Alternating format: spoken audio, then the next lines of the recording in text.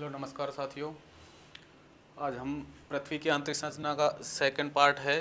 Class तो तीसरी है लेकिन इस टॉपिक की दूसरी क्लास है। कुछ क्वेश्चन पहले भी कर चुके हैं हम इस टॉपिक के और कुछ आज भी हैं। तो आज के टॉपिक के क्वेश्चन स्टार्ट करते हैं।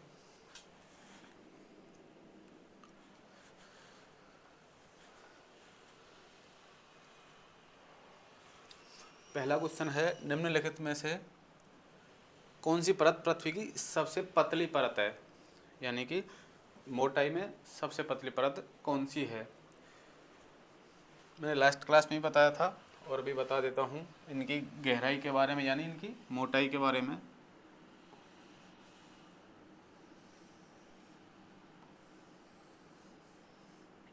ये आपकी पृथ्वी है।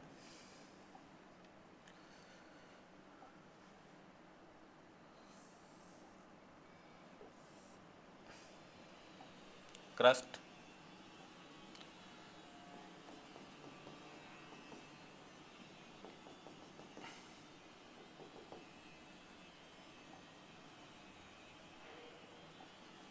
यह है ऊपरी क्रस्ट,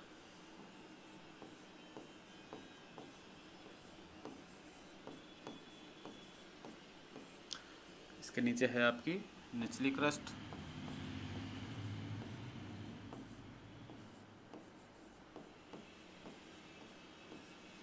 फिर है आपका ऊपरी मेंटल,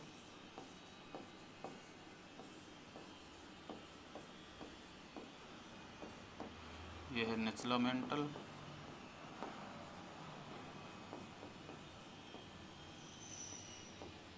यह है आउटर कोर यानी ऊपरी कोर, यह है इनर कोर। ठीक है, बात करते हैं इनकी गहराई की। देखो ऊपरी क्रस्ट यानी क्रस्ट जो है उसकी गहराई है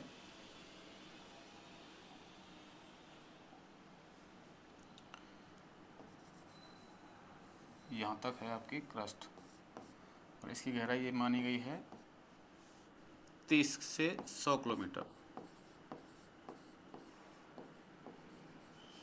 क्रस्ट की गहराई है 30 से 100 किलोमीटर। दूसरी परत है आपकी मेंटल। मेंटल की गहराई मानी गई है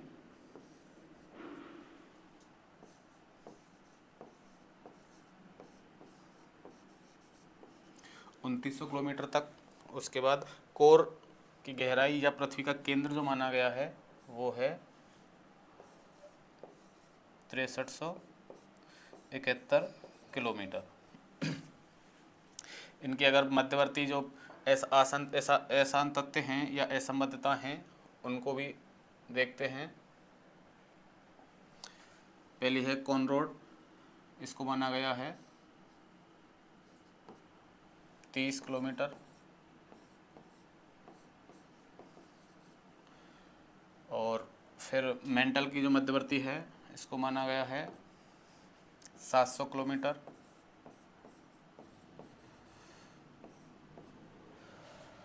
दूसरी है कोर।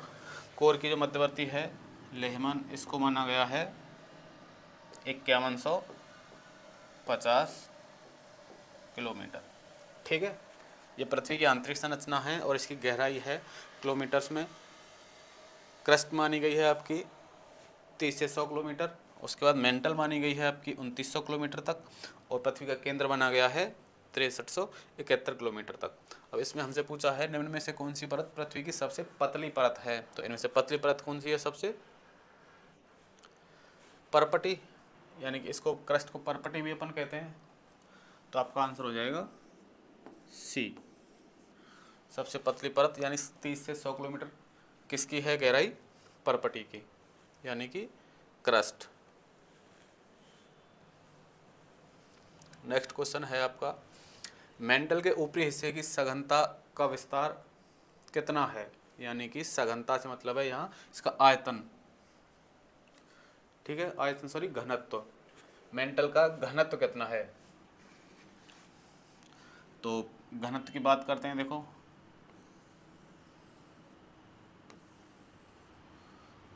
क्रस्ट, मेंटल और कोर। क्रस्ट की अगर बात करें तो इसकी 2.7 से 2.9 तक है घनत्व।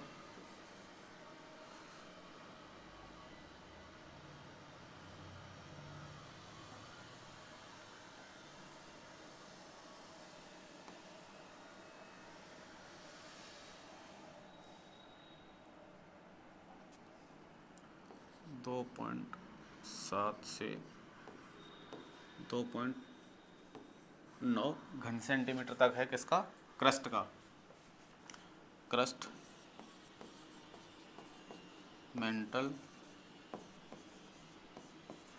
और कोर। अगला है मेंटल। मेंटल का है 3.2 से 3.5।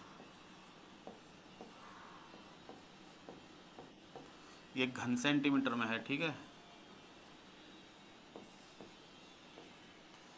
और कोर का है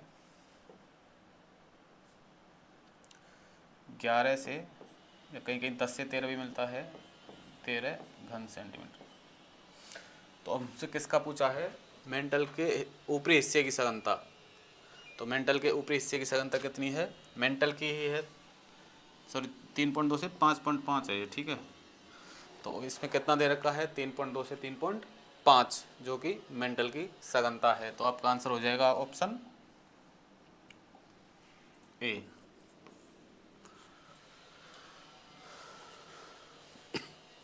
अगला क्वेश्चन है आपका, पृथ्वी के अभ्यंतर के बारे में निम्न कथनों का अध्ययन कीजिए। अभ्यंतर यानी पृथ्वी की आंतरिक संरचना के बारे में।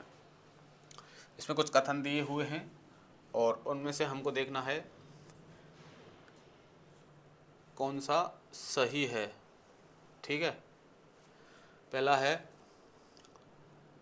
कूट का सही उत्तर, बाह्य भूपृष्ठ का औसत घनत्व 2.8 पाया जाता है, ठीक है। जैसा कि मैंने अभी बताया था, देखो दो मत हैं पृथ्वी के आंतरिक संरचना को मानने वाले।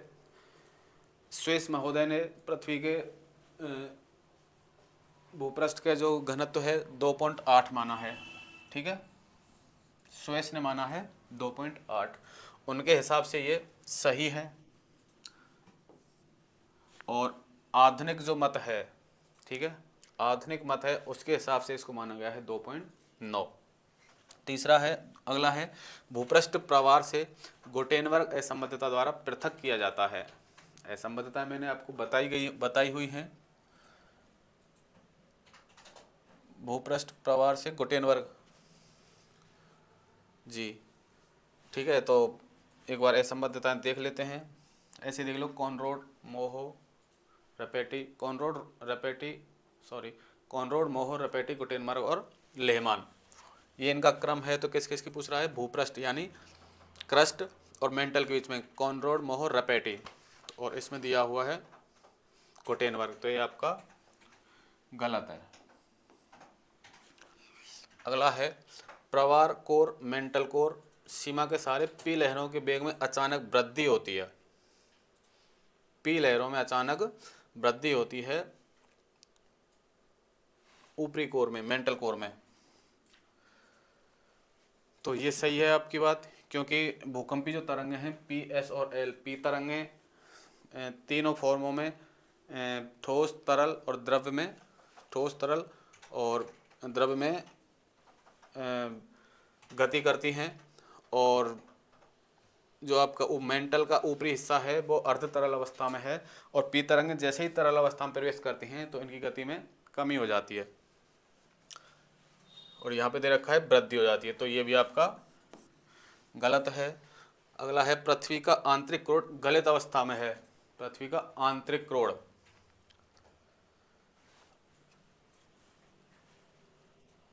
आंतरिक क्रोड़ गलित अवस्था में नहीं है। पृथ्वी के ऊपरी कोर को गलित अवस्था में माना गया है। क्रस्ट, मेंटल और कोर, कोर का जो ऊपरी भाग है इसको गलित अवस्था में माना गया है। तो ये भी आपका गलत है। तो इसमें से एक सही बता रहा है, अभी तक तो एक ही सही है, ठीक है। एक बार और देखते हैं, भूपृष्ठ प्रवार से गुटेनबर्ग, ये तो गलत ही है। प्रवार कोर, मेंटल कोर, सीमा के सारे पी लहरों के वेग में अचानक,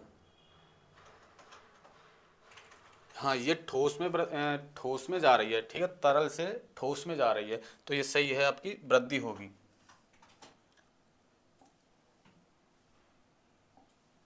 ये सही है, तो आपका 1 और 3 सही हो जाएगा, ऑप्शन बी आपका सही है। अगले क्वेश्चन की तरफ चलते हैं। पृथ्वी का सर्वाधिक आयतन और द्रव्यमान पाया जाता है। पृथ्वी का सर्वाधिक आयतन, यदि तीनों परतों की बात करें पृथ्वी की तो सर्वाधिक आयतन, देखो आयतन की अगर बात करें तो 83% आयतन का 83% पाया जाता है मेंटल में। और द्रव्यमान की अगर बात करें इसका 68%, 68% पाया जाता है मेंटल में। ठीक है, पृथ्वी का सर्वाधिक आयतन और द्रव्यमान पाया जाता है। आयतन का 83% मेंटल में और आयतन का 68% भी मेंटल में। तो इसमें देख लो मेंटल, ऑप्शन बी आयतन की दृष्टि से और द्रव्यमान की दृष्टि से सर्वाधिक मेंटल परत में है।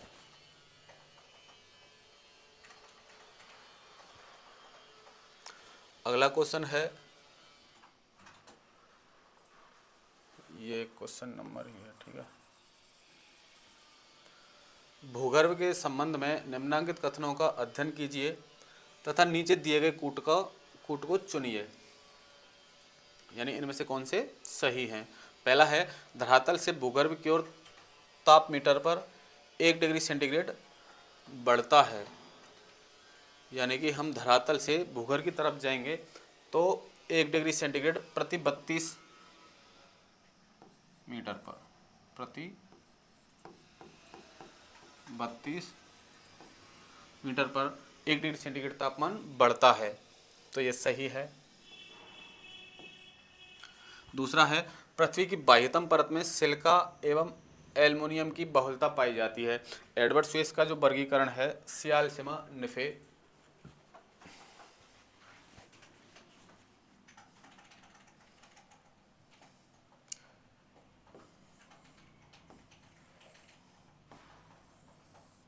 सियाल,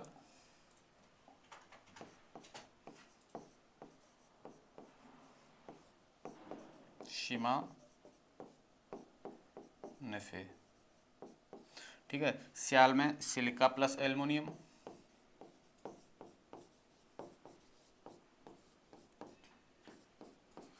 देखो ये नाम से ही पता चलता है सियाल, सी से सिलिका, आल से एल्युमिनियम। ठीक है, और सिमा की अगर बात करें तो सी से सिलिका और मा से मैग्नीशियम। और निफे की अगर बात करें तो निकेल प्लस फेरस यानी लोहा। तो हमसे पूछा है पृथ्वी की बाह्यतम परत में सिलिका प्लस एवं एल्युमिनियम की बहुलता है, तो बाह्य परत है सियाल, सियाल में किस किस की बहुलता है, सिलिका और एल्युमिनियम की। तो बात कह रहा है तो ये भी बात सही है, ए और बी दोनों ऑप्शन सही हैं, यानी कि पहला और दूसरा। तीसरा है, भूकरोड़ का घनत्व 10 से 12 है। ठीक ठीक है, घनत्व की अगर बात करें तो हम जैसे धरातल से यानी क्रस्ट से नीचे की तरफ जाएंगे पृथ्वी में तो घनत्व बढ़ता जाएगा। ऊपरी परपटी का अगर घनत्व की बात करें 2.7 से 2.9 है, जो कि बढ़ते बढ़ते आंतरिक पृथ्वी के केंद्र बिंदु तक 13 तक हो जाता है, तो ये भी बात सही है। तीसरा है, भूगर्भ में भूकंपीय तरंगों का संचार समान गति से होता है। भूगर्भ में भूकंपीय तरंगों का संचार समान गति से नहीं होता है। भूकंप की 3 प्रकार की तरंगें बताई हैं, देखो पी, एस और एल। पी जो तरंग है ये प्राथमिक तरंग है जो कि तीनों फॉर्म में चलती है। एस जो है ये द्वितीयक तरंग है, ये तरल में नहीं चलती है, केवल ठोस में चलती है। और सॉरी, एल जो है ये धरातलीय तरंग है जो कि पी और एस के टूटने से बनती है। तो पी की अगर बात करें, जैसे ठोस में चलेगी उसकी गति अलग होगी और तरल में जैसे जाएगी उसकी गति में परिवर्तन हो जाएगा। और एस की अगर बात करें ये केवल ठोस में गति करेगी और तरल में गति नहीं करेगी। तो ये बोल रहा है कि भूगर्भ में भूकंपीय तरंगों का संचार समान गति से होता है। तो आपने देखा कि पी द्रव में अलग है, ठोस में अलग है इसकी गति, ऐसे ही इसका है, तो ये बात गलत है। तो 1, 2 और 3 इसमें सही है, तो कौन सा ऑप्शन है आपका? बी। 1, 2 और 3 आपका सही आंसर।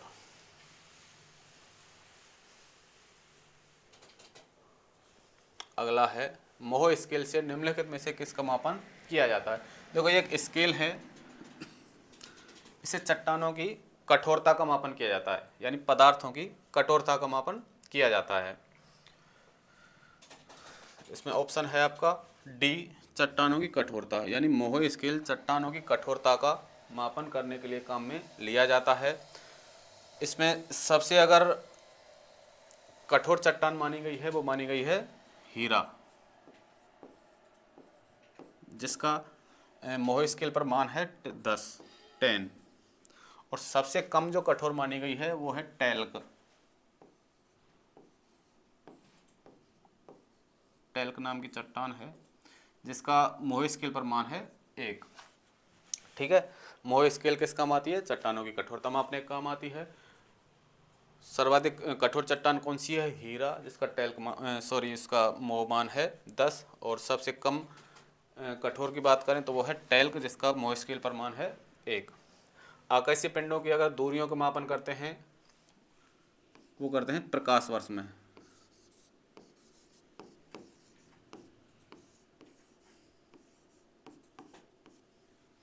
और वायुयानों एवं जलयानों की गति का मापन करते हैं, वो करते हैं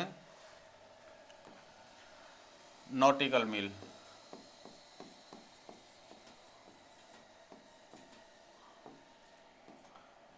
और ठीक है, तो ये आपका क्वेश्चन है, इसका आंसर हो गया आपका चट्टानों की कठोरता। अगला क्वेश्चन है, कोर मध्यस्थ क्षेत्र में कौन सी लहरें प्रवाहित हो सकती हैं?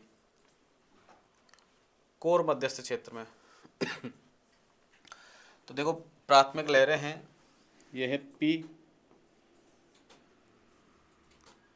और धरातलीय लहर एल, और द्वितीयक है एस। और ये दोनों प्राथमिक और द्वितीयक हैं ही। तो कोर का जो मध्यस्थ भाग है उसको तरल अवस्था में माना गया है। क्रस्ट, मेंटल और कोर,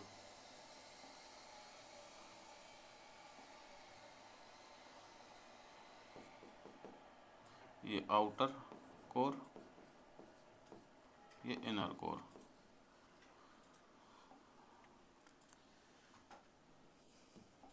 इसको माना गया है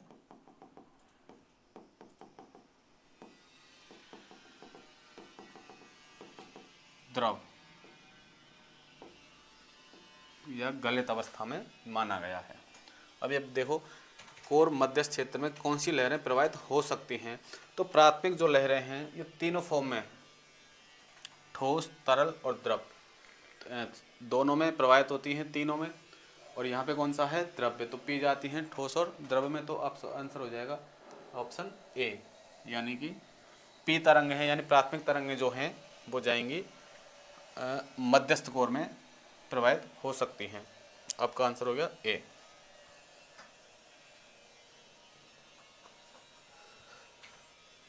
अगला क्वेश्चन है, पृथ्वी में किस गहराई पर ठोस पदार्थ तरल अवस्था में मिलते हैं?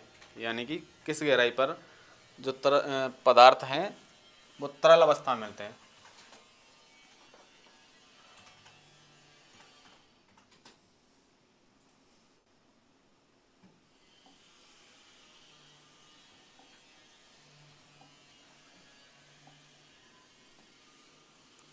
ये आपकी पृथ्वी है, क्रस्ट, मेंटल और कोर। यहाँ तक आपका क्रस्ट है, और यहाँ पे ऊपरी क्रस्ट, निचली क्रस्ट और ऊपरी मेंटल को मिलाकर एक परत बनती है जिसको हम लिथोस्फीयर कहते हैं।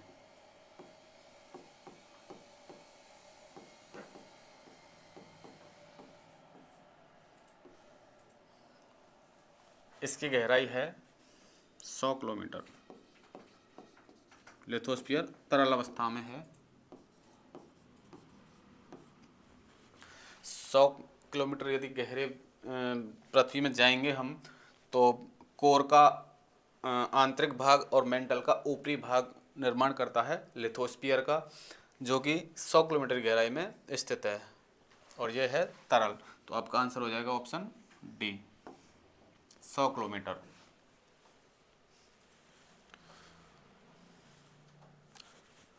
अगला क्वेश्चन है, पृथ्वी की भूपर्पटी तथा ऊपरी मेंटल भाग में प्लेटों का संचरण निम्नांकित में से किस माध्यम से शक्ति ऊर्जा प्राप्त करता है। यानी कि पृथ्वी में प्लेटों की जो गतियां होती हैं, ठीक है, पृथ्वी की प्लेटों की जो गतियां होती हैं उनके लिए ऊर्जा कहाँ से प्राप्त होती है, यानी उनकी शक्ति कहाँ से मिलती है उनको।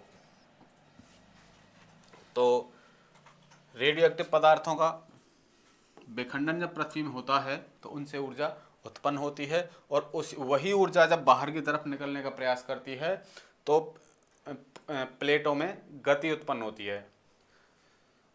तो आपका आंसर हो जाएगा रेडियो एक्टिव पदार्थ। यानी कि पृथ्वी के आंतरिक भाग में जो रेडियो एक्टिव पदार्थ पाए जाते हैं उनमें विखंडन से जो ऊर्जा उत्पन्न होती है वही ऊर्जा पृथ्वी में से बाहर निकलने का प्रयास करती है, और उसी प्रयास की वजह से प्लेटों में गति उत्पन्न होती है।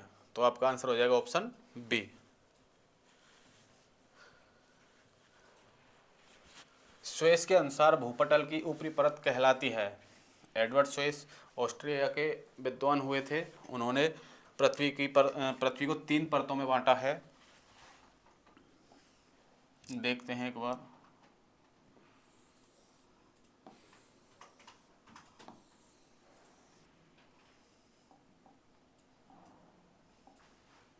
शियाल, शिमा और नेफे।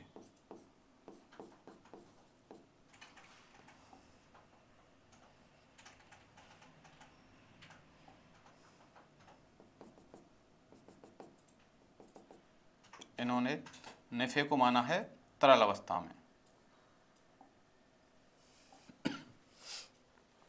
तो ये बात कर रहे हैं स्वेस के अनुसार भूपटल की ऊपरी परत कहलाती है। देखो, सबसे ऊपरी परत है इन्होंने मानी है सियाल, और मध्यवर्ती परत जो मानी है वो है सिमा, और आंतरिक परत है वो है निफे। सियाल जो परत है सिलिका प्लस एल्युमिनियम से मिलकर बनी हुई है। सिमा जो परत है सिलिका प्लस मैग्नीशियम से मिलकर बनी हुई है। निफे जो परत है निकेल और फेरस यानी कि लोहा से मिलकर बनी हुई है। सियाल सबसे ऊपरी परत है, सीमा मध्यवर्ती परत है, और निफे सबसे आंतरिक परत है। अब इनमें से पूछा है ऊपरी परत कौन सी है, तो ऊपरी परत होगी आपकी सियाल। आपका ऑप्शन हो जाएगा answer option C. Next question की तरफ चलते हैं। विश्व में थल क्षेत्र की औसत ऊंचाई। हाँ, विश्व में थल क्षेत्र की औसत ऊंचाई कितनी मानी गई है। तो देखो, औसत ऊंचाई थल क्षेत्र की तो मानी गई है 840 मीटर, और यदि गहराई की अगर हम बात करें तो वो मानी गई है 3800 मीटर। यानी कि पृथ्वी पर जितनी भी धरातलीय भूभाग हैं, पर्वत, पठार, मैदान, उनकी औसत ऊंचाई की अगर हम बात करेंगे तो उसकी औसत ऊंचाई मानी गई है 840 मीटर। और यदि समुद्र तल के जो गर्त हैं उनकी गहराई की औसत अगर हम बात करें तो वो मानी गई है 3800 मीटर औसत गहराई।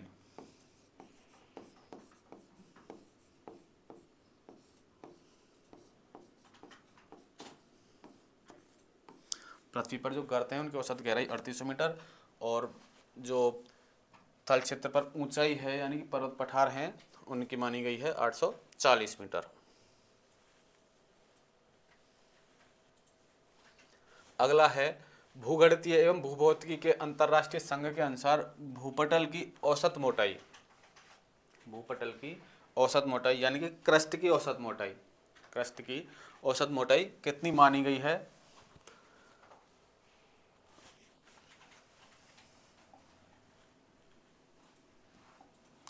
देखो एक बार और देखते हैं। क्रस्ट, मेंटल और कोर। क्रस्ट को माना गया है 30 से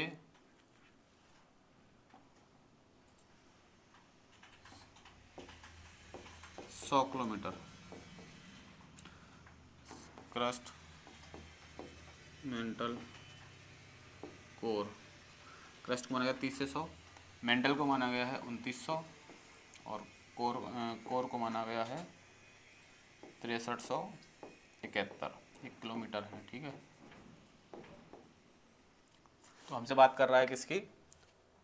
भूपटल यानी क्रस्ट की। क्रस्ट की कितनी है? 30 से 100 किलोमीटर मानी गई है। तो ऑप्शन में से कौन सा है? 30, ऑप्शन डी। तो आपका आंसर हो जाएगा ऑप्शन डी।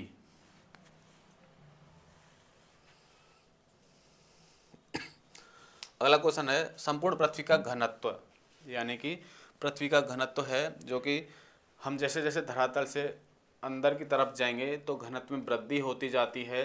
पृथ्वी के ऊपरी भाग के घनत्व की अगर हम बात करें, ऊपरी भाग का घनत्व 2.7 से 2.9 है, जो कि बढ़ते बढ़ते आंतरिक भाग तक 13 तक पहुंच जाता है।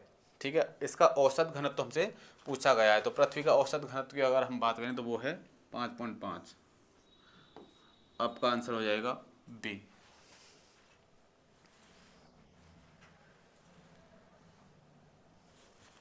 अगला है निम्नलिखित विद्वानों में से किसने क्रस्ट के नीचे पृथ्वी के आंतरिक भाग में 3 परतें यथा सियाल सीमा निफे की पहचान की?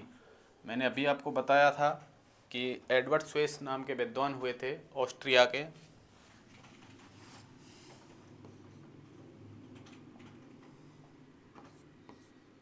एडवर्ड स्वेस ऑस्ट्रिया से थे ये।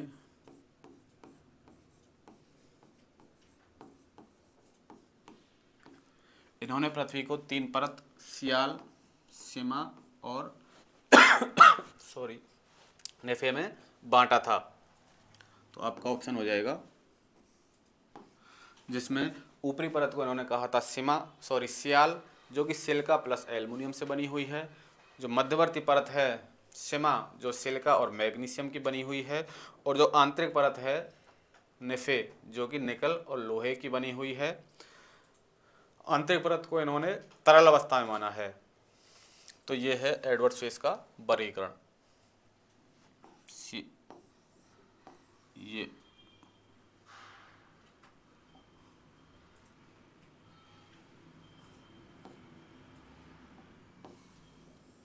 ऊपरी परत सियाल, मध्यवर्ती परत सीमा और आंतरिक परत नेफे। अगला क्वेश्चन,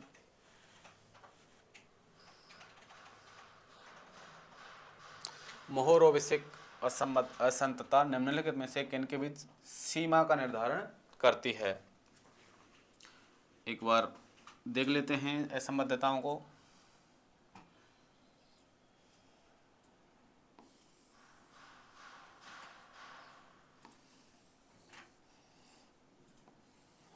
क्रस्ट, मेंटल और कोर।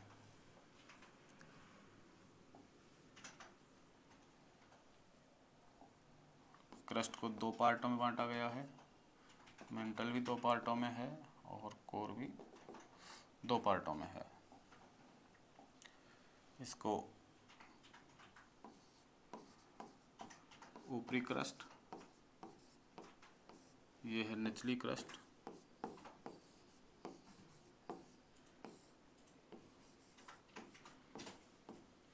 ये है ऊपरी मेंटल,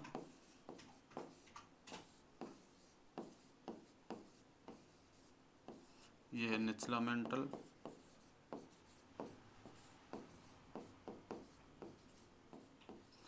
ये है बाहरी कोर, ये है आंतरिक कोर। असंबद्धताओं की अगर हम बात करें,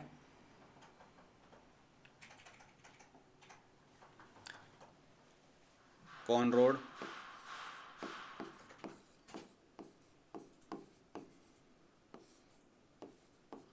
मोहो,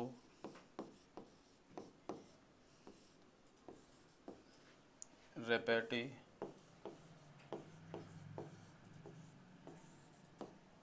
घुटेन वर्ग। इससे असंबद्धताओं से एक क्वेश्चन हर एग्जाम में पूछा जाता है। ये सारे क्वेश्चन जो मैं करवा रहा हूँ ये लास्ट किसी ना किसी परीक्षा में आए हुए हैं, ठीक है, ध्यान रखना ये। तो ये आपकी असंबद्धताएं हैं। कॉनरॉड असंबद्धता जोड़ती है ऊपरी क्रस्ट और निचली क्रस्ट को।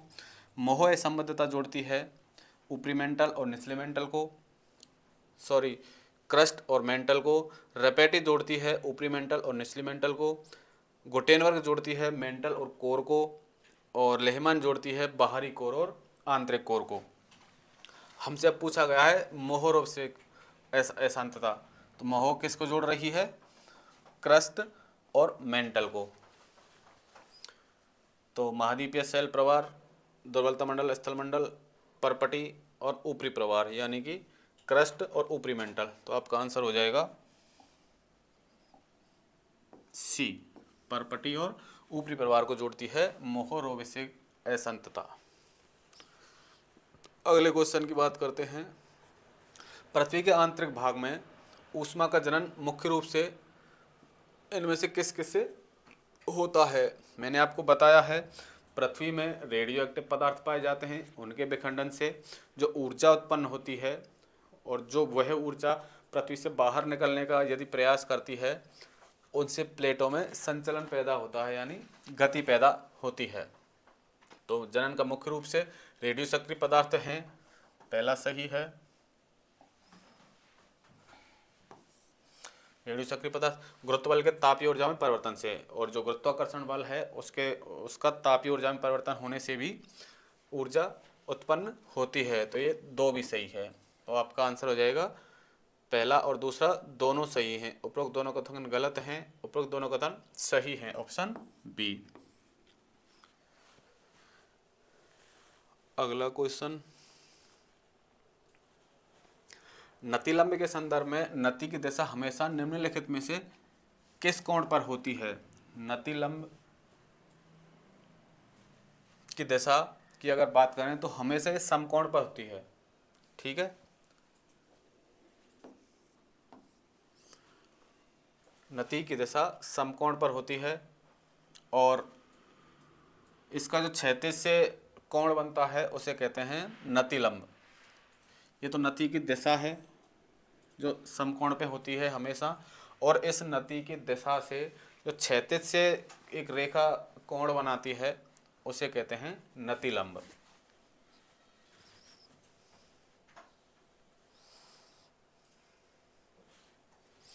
निम्नलिखित में से किस क्रिया की वजह से निम्नावलन पैदा होता है?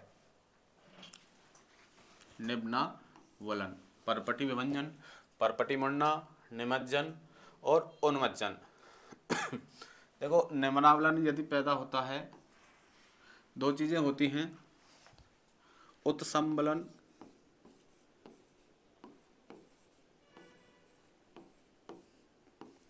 और अवसंबलन।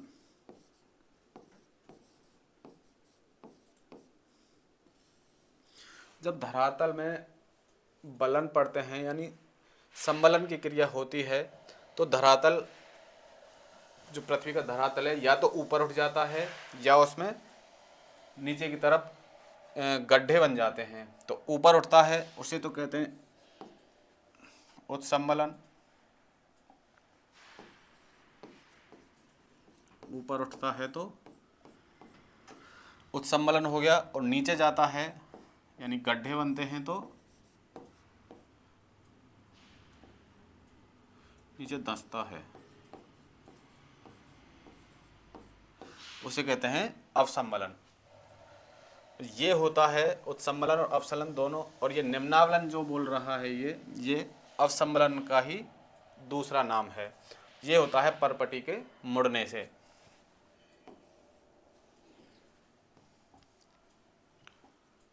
Option B. निमज्जन और उन्मज्जन की अगर बात करें तो ये दोनों चीजें तो हो रही हैं धरातल पर, यानी महाद्वीपीय भाग में जब धरातल का ऊपर उठना या धंसना होता है तो उसे तो हम कहते हैं उत्संबलन या अवसंबलन। और जब यही चीज यानी धरातल का ऊपर उठना या नीचे जाना समुद्री सतह पर होता है।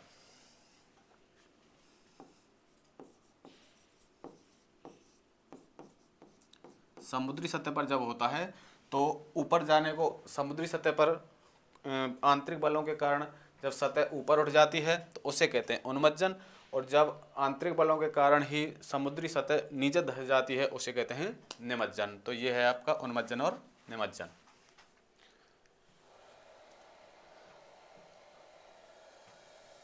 बेसाल्ट सागर परपटी का औसत घनत्व, यानी कि सागर की परपटी का औसत जो घनत्व है वो हमको यहाँ पे देखना है। देखो पृथ्वी के जो महाद्वीपीय भाग हैं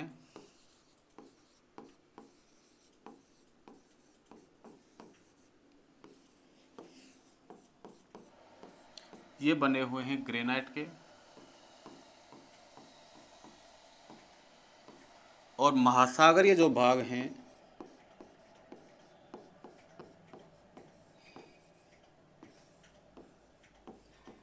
ये बने हुए हैं आपके बेसाल्ट के। और पृथ्वी पे पर्वत, पठार, मैदान और समुद्र की अगर बात करते हैं तो सर्वाधिक जो घनत्व होता है वो होता है बेसाल्ट का, और जो पाई जाती है महासागरीय भाग में, जिसका निर्माण बेसाल्ट से ही महासागरीय भागों का निर्माण हुआ है। तो इसका औसत जो घनत्व है वो है 3 ग्राम प्रति घन सेंटीमीटर। ठीक है, तो इसका आंसर हो जाएगा महासागरीय भाग का बेसाल्ट सागर परपटी का 3.0 यानी 3 ग्राम। पृथ्वी की आंतरिक परत निफे के निर्माण में किन तत्वों की प्रधानता है? पृथ्वी की आंतरिक परत निफे के बारे में पूछा है। एडवर्ड स्वेस का वर्गीकरण है। सियालसीमा निफे के बारे में मैंने आपको बताया हुआ है।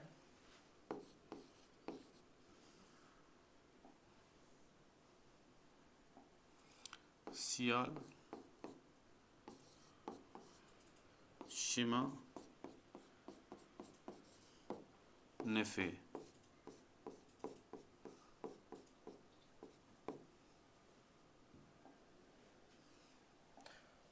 सियाल सिलिका प्लस एल्यूमिनियम से,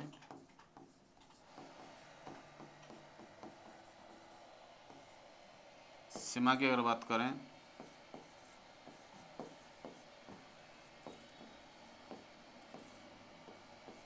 मैग्नीशियम से,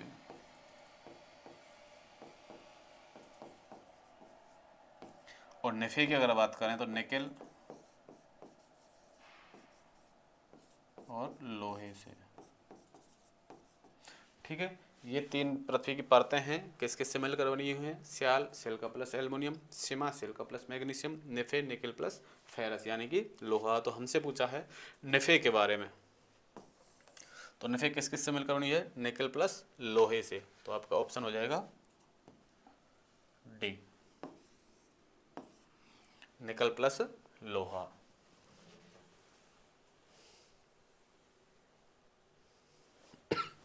निम्न में दुर्बलता मंडल कहाँ स्थित है?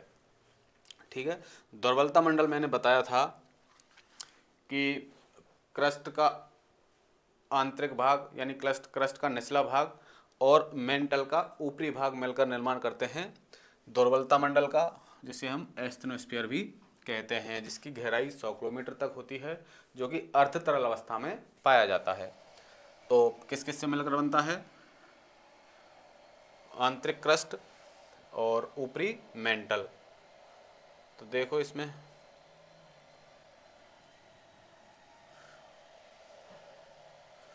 तो यहाँ पे ऐसे तो दिया हुआ नहीं है, तो इसमें दे रखा है ऊपरी प्रवार के ठीक ऊपर, यानी कि मेंटल प्रवार को हम क्या कहते हैं? मेंटल। तो मेंटल के ठीक ऊपर है आपका दुर्बलता मंडल या एस्थेनोस्फीयर।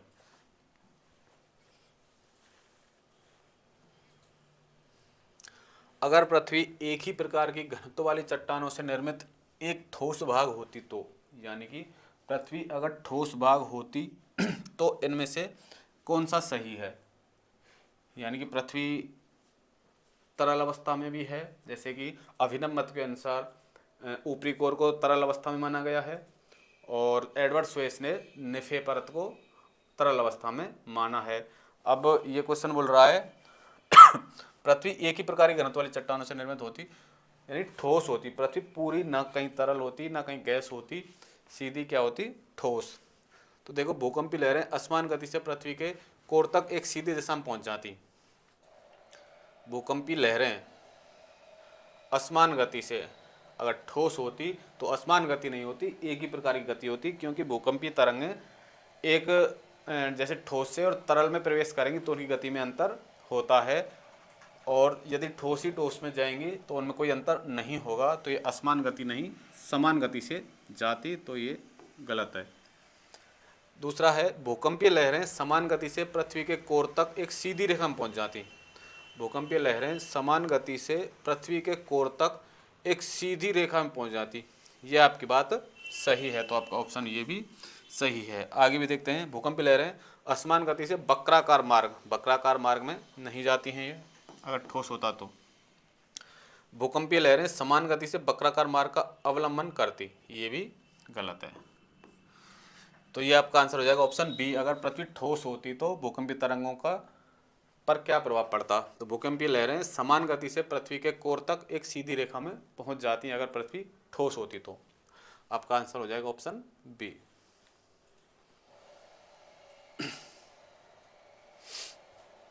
अगला है ग्रेनाइट निम्नलिखित में से किस प्रकार की चट्टान है। ग्रेनाइट देखो चट्टानें तीन प्रकार की हैं, आग्नेय, अवसादी और कायांतरित। आग्नेय चट्टानों की अगर हम बात करें तो ग्रेनाइट और बेसाल्ट आग्नेय चट्टानें हैं, और इनसे जब इनके क्षरण के बाद जब एक परत जमा होती है या इनका क्षरण से जो तत्व निकलता है वो परतों के रूप में यदि जमा हो जाता है तो उसे कहते हैं अवसादी चट्टान। और जब अवसादी या आग्नेय चट्टान में परिवर्तन होकर जो कोई चट्टान बनती है उसे कहते हैं कायांतरित चट्टान। तो चट्टानों को तीन प्रकार हैं, आग्नेय, इसे प्राथमिक चट्टान भी कहते हैं क्योंकि सबसे पहले आग्नेय चट्टानों का ही निर्माण हुआ है। दूसरा है अवसादी चट्टान,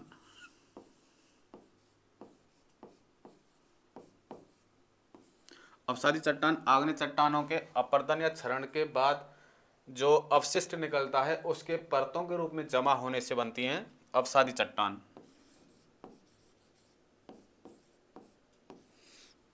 अगला है कायांतरित, इसे हम रूपांतरित चट्टान भी कहते हैं। आग्नेय और अवसादी चट्टानों में जब ये लंबे समय तक आंतरिक भाग में दबी रहती हैं और ताप और दाब के कारण इनमें जो परिवर्तन होकर जो नई चट्टान बनती है वो कहलाती है कायांतरित चट्टान।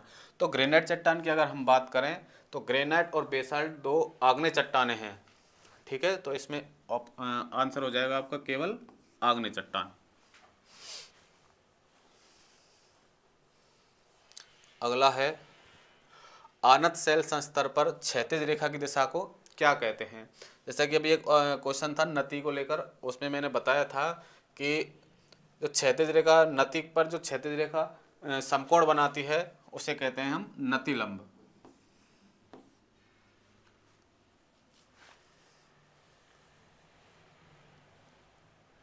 अगला क्वेश्चन है ग्रेनाइट निम्नलिखित में से किस प्रकार की चट्टान है। ग्रेनाइट अभी मैंने बताया था कि ग्रेनाइट और बेसाल्ट दो किस प्रकार की चट्टान हैं, आग्नेय प्रकार की चट्टानें हैं।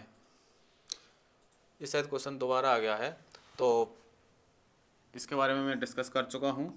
ऑप्शन ए होगा, ग्रेनाइट एक आग्नेय प्रकार की चट्टानें हैं। तो इतने ही क्वेश्चन थे अपनी क्लास में। ये इस तरह से ही हमारी सीरीज चलती रहेगी और आपको हर टॉपिक के क्वेश्चन इसी प्रकार मिलते रहेंगे, और उसके बारे में एक्स्ट्रा जानकारी आपको देखने में लग रहा होगा कि ये 25 क्वेश्चन हैं, लेकिन इसके साथ साथ हम एक्स्ट्रा भी दे रहे हैं, तो ये 25 से मिलकर आप 60 के आसपास 50-60 क्वेश्चन हो जाते हैं। तो हम हर टॉपिक को इसी प्रकार डिस्कस करेंगे। पूरी कंप्लीट ज्योग्राफी हम आपको इस प्रकार से करवाएंगे। तो हमारे चैनल को सब्सक्राइब ज़रूर करें जो नए स्टूडेंट आए हैं, और आपको इस चीज़ का ज़रूर फ़ायदा मिलेगा। लाइक कमेंट शेयर करके हमें प्रोत्साहन ज़रूर दें। Thank you.